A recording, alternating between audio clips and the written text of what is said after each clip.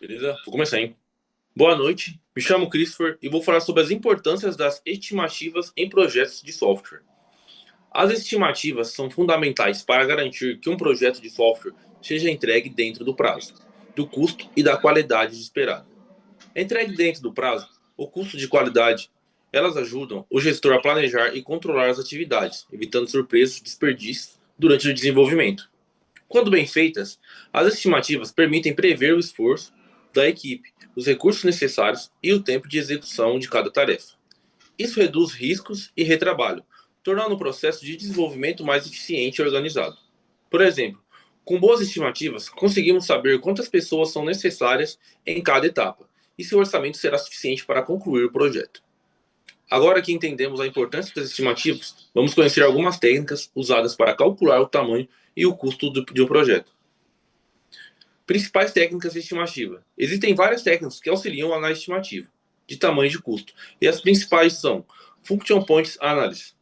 Mede o tamanho do software de acordo com o que o usuário percebe. Ou seja, pelas funções que o sistema realiza. Use Case Points. Usa os casos de uso e os atores de sistema para expandir o tamanho e o esforço. Construtive Cost Model. Estima esforço e tempo com base nas linhas de código do projeto. Cada uma dessas técnicas também tem um foco diferente, mas todas ajudam a transformar o planejamento em algo mais realista e mensurável, trazendo mais segurança para o gerenciamento do processo. Vamos ver um pouco mais de detalhe sobre cada técnica. A técnica FPA. Function Points Analysis. Analisa o sistema pelo ponto de vista do usuário, medindo suas entradas, saídas e consultas.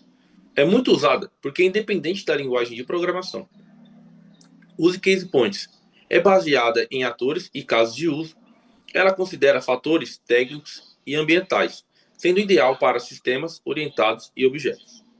Por fim, o modelo COCOMO utiliza o número de linhas de código, os CLOC, para estimar esforço, tempo e quantidade de pessoas necessária.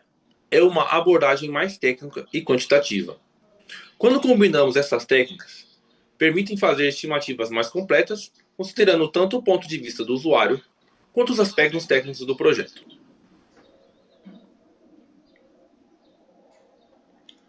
Bom, olá, boa noite, né?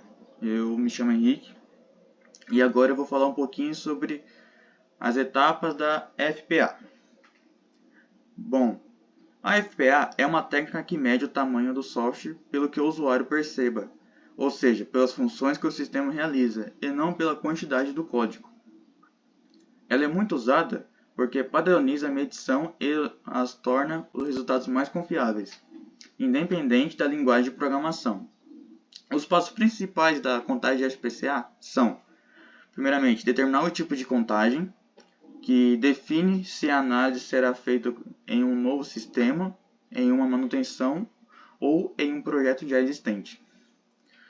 Prosseguimos para a atividade 2, identificar a fronteira da aplicação, onde delimita o que faz parte do sistema e o que está fora dele, assim evitando contar funções externas por engano. Agora 3, contar funções de dados e transações, onde as funções são divididas em funções de dados, arquivos internos e interfaces externas, e funções de transação, entradas, saídas e consulta do sistema. Cada uma recebe o peso de complexibilidade, baixa, média ou alta. E a quarta, calcular os pontos de função não ajustados, UFP, soma de todas as funções identificadas, ainda sem considerar fatores externos. Bom, em resumo, a FPA permite contar e ajustar e padronizar o tamanho de um sistema com métricas confiáveis, facilitando a comparação entre projetos e estimativas mais precisas. É uma técnica baseada em casos de uso, pois mede o que o usuário realmente faz dentro do sistema.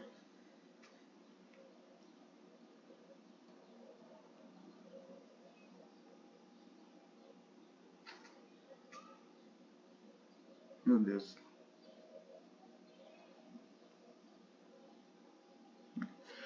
Bom, agora eu vou falar um pouquinho de técnica UCP, seria Use Case Points. a técnica de pontos de casos de uso é uma outra forma de medir o tamanho de um sistema, mais voltada a projetos orientados a objetos, onde tudo é baseado em casos de uso e atores. Bom, o conceito principal seria: a ideia é calcular o esforço de desenvolvimento a partir das interações entre o sistema e seus usuários, bom, os atores.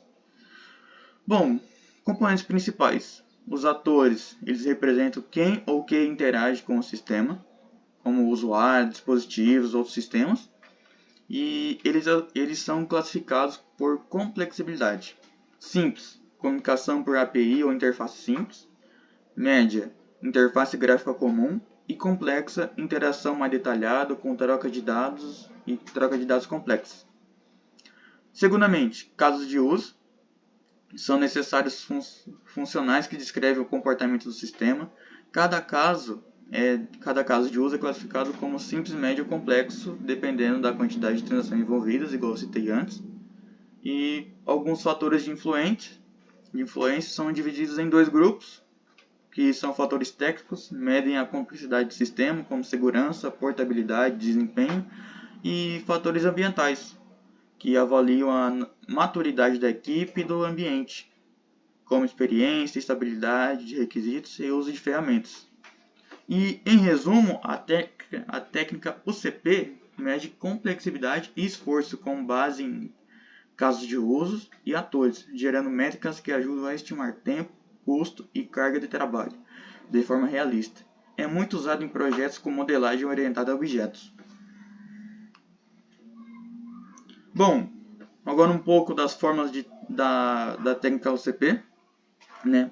Depois de identificar e classificar atores, casos de usos e fatores de influência, é hora de calcular a UCP, Use Case Points, que indica o tamanho e o esforço total do sistema. As etapas e fórmulas são o UCP, que é Unadjusted Use Case Points, que seria a soma do peso total dos atores e dos casos de uso, que seria essa primeira forma, que seria o UCP tal. E segundamente, a TCF, né, a Technical Complexity Factor, que mede a complexidade da técnica do sistema com base em 13 fatores.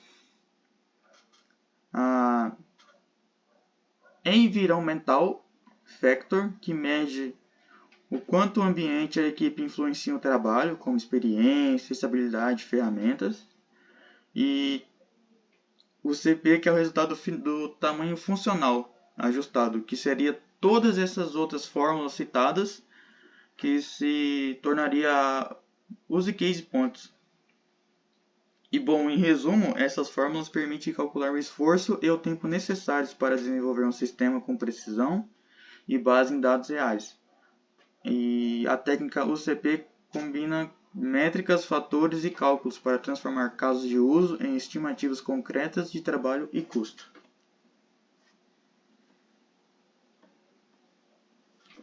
Boa noite, meu nome é Lucas e eu vou estar explicando um pouquinho sobre a técnica COCOMO. Ela usa linhas de código, clock, são 3 níveis, entre eles são o básico, intermediário e detalhado, e calcula o esforço e o tempo de desenvolvimento.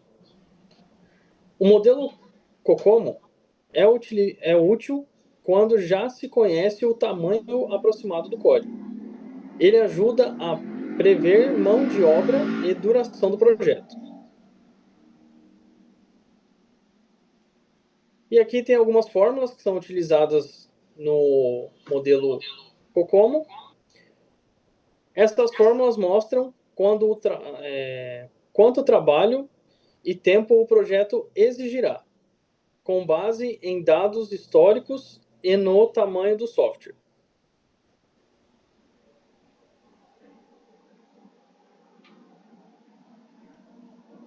Bom, boa noite, eu sou o Igor. Vou estar falando a respeito dos comparativos dessas técnicas, né? Que entre as técnicas FPA, OCP e a COCOMO. Cada uma tem suas distintas características e são boas e ruins, depende para qual aplicação, aonde você vai se aplicar ela, tá?